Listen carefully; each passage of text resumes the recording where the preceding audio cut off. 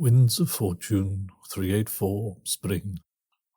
Making your mind up.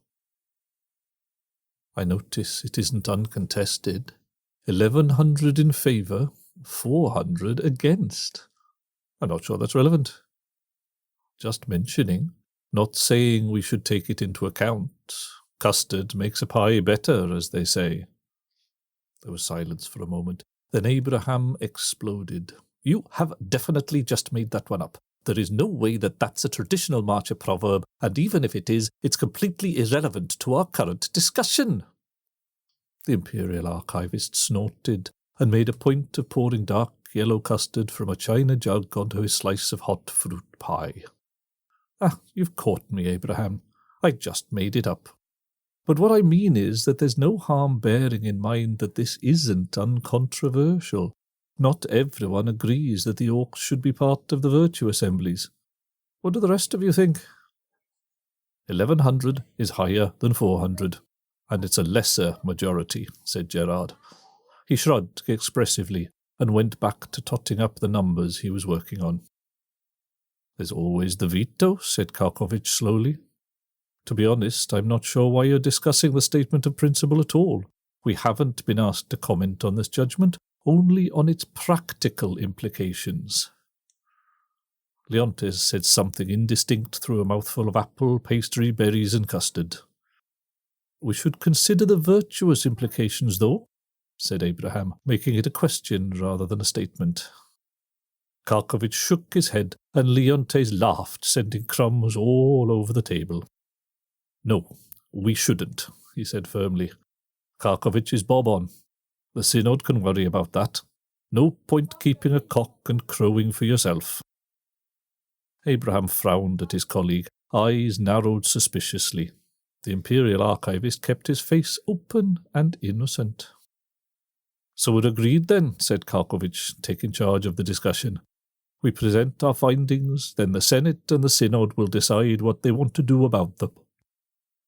There was a chorus of nods, ayes, and yeses from around the table. Do you want me to write the guidance up? Said Abraham. Leontes snorted again. This is a wee bit delicate, Abraham, and I think we want as little commentary as possible. I'll do it. Karkovich shook his head. No, I agree that we want as little commentary as possible, so that's you out as well, Leontes. Well, are you going to do it then? The Chief Magistrate and the Imperial Archivist locked gazes for a few moments, and then Karkovich's eyes slid to the right. Leontes followed, and he began to grin in a slightly unwholesome way. Abraham followed their eyes, and soon they were all three of them staring at the Auditor of the Imperial Treasury, lost in obvious happy days as he worked through the Treasury figures from the previous summit. Overview. During the winter solstice, Goran Sokolov-Zaitsev raised a statement of principle in the General Assembly calling for Orc priests of the Way to receive full recognition as members of the virtue assemblies. The Synod has already proven that Orcs can exemplify a virtue with Skywise Raikana. It is contradictory and an affront to loyalty and pride, as well as a limiter to ambition, that Imperial Orcs can preach and exemplify a certain virtue but are not allowed to join a virtue assembly. The virtue assemblies should seek representation from every nation in the Empire. Currently, membership of a virtue assembly is determined by dedication, and Orcs are unable to become dedicated. As a consequence, this limits their participation in the virtue assemblies to the Assembly of the Way. With the Vorushkin storyteller's statement having been upheld with a greater majority, the Constitutional Court have been asked to comment on whether the makeup of the virtue assemblies could be altered, and how the Imperial Synod and the Imperial Senate might go about doing so. All or nothing. The Imperial Constitution does not mandate the makeup of the virtue assemblies. Indeed, there are some interpretations that argue that it does not necessarily mandate the existence of the virtue assemblies at all. The procedures for determining who should be part of which virtue assembly were laid down at the formation of the Imperial Synod, in part as a way to allow the appointment of the 8 cardinals, but also to provide the virtuous with a strong voice in the religious affairs of the empire outside of national bonds. All those dedicated to a specific virtue were grouped together, with those who chose to be undedicated lending their voices to the assembly of the way, which many intended to serve as a counterweight to the virtue assemblies, perhaps underestimating how popular the idea of dedicating to a single virtue would become. Membership is determined by dedication, and before the imperial orcs joined the empire, there was no need for a more complex method of determining membership. Because the imperial orcs could not become dedicated, it was taken as read that they would simply become members of the 8th Virtue Assembly, and at the time this was unquestioned. Goran Sokolov-Zaitsev's statement points out how peculiar it appears that the Synod can declare an orc to be exemplar of a virtue while denying them a voice in the 7 Virtue Assemblies. When reviewing the situation, the first conclusion of the Constitutional Court is that it would not be appropriate to create a special exception from the rules of membership solely for orcs. Any change to the Synod must apply equally to all imperial citizens. This means that if the Empire wishes to recognize orcs as members of the 7 virtuous assemblies, that same method of recognition must also be open to humans who participate in the Synod. Actions, not beliefs. At the moment, the civil service monitors the size of every congregation in the empire, so they can determine how many votes and how much liao the priest who oversees that congregation will receive, in keeping with the constitution, which states the civil service will render to these priests such liao as is needed to minister to their congregation.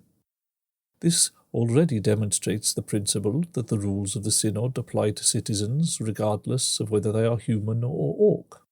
An orc preacher receives the same amount of liao as any highborn priest, determined solely on how many citizens they support.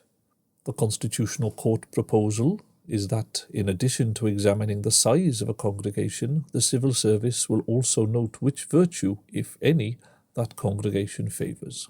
There is a certain amount of back and forth over this, with concerns from some branches of the civil service about whether they are the best people to judge the content of a sermon or the actions of a priest and their followers. In the end, the guidance is that the civil servants will simply ask the priest which virtue they favour, and thus which virtue assembly their votes should belong to, at the same time as they record the number of those votes. Obviously, by doctrine and by law, there are only 8 virtue assemblies and only 7 virtues it is acceptable to preach under the auspices of the way. Each priest would thus have to select either a specific virtue that they favoured, or acknowledge that they don't place one virtue higher than the others and belong to the assembly of the way. Making the change. In the view of the Constitutional Court, a change of this nature is not a constitutional matter and does not require ratification. All that is being changed is how one becomes a member of a virtue assembly. Their fundamental role is not being changed in any way. As such, all that is required is a Senate motion indicating that membership of the virtue assemblies should be assessed by the civil service alongside the calculation of votes and liao. Ever cautious, the court also strongly suggests that the Imperial Synod consider raising a similarly worded statement of principle in the General Assembly to reassure the Senate that the Synod supports this change. If such a statement achieves a greater majority, it would be a clear indication of the Assembly's support.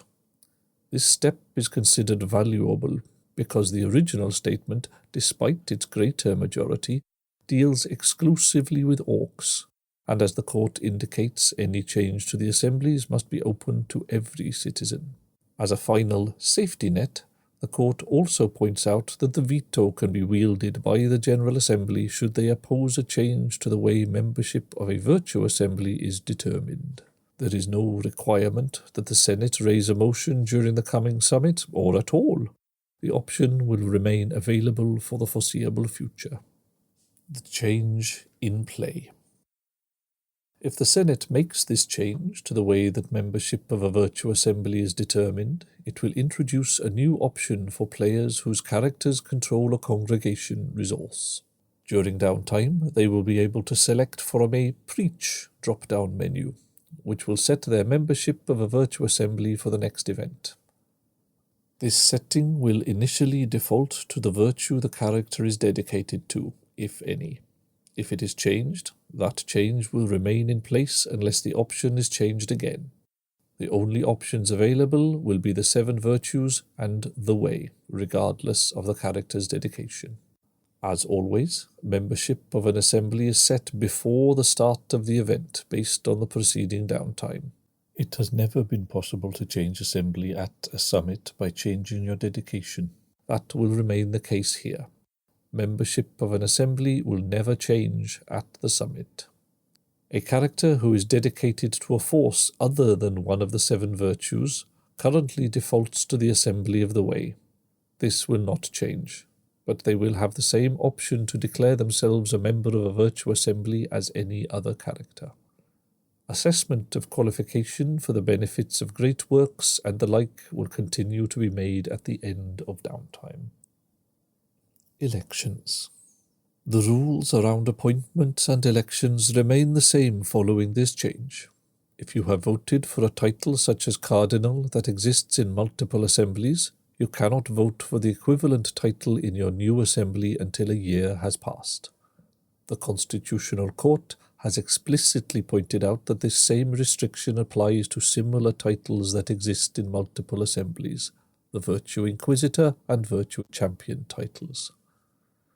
Eligibility for some imperial titles is based on membership of a specific virtue assembly. For example, you must be a member of the Assembly of Courage to be the Cardinal of Courage.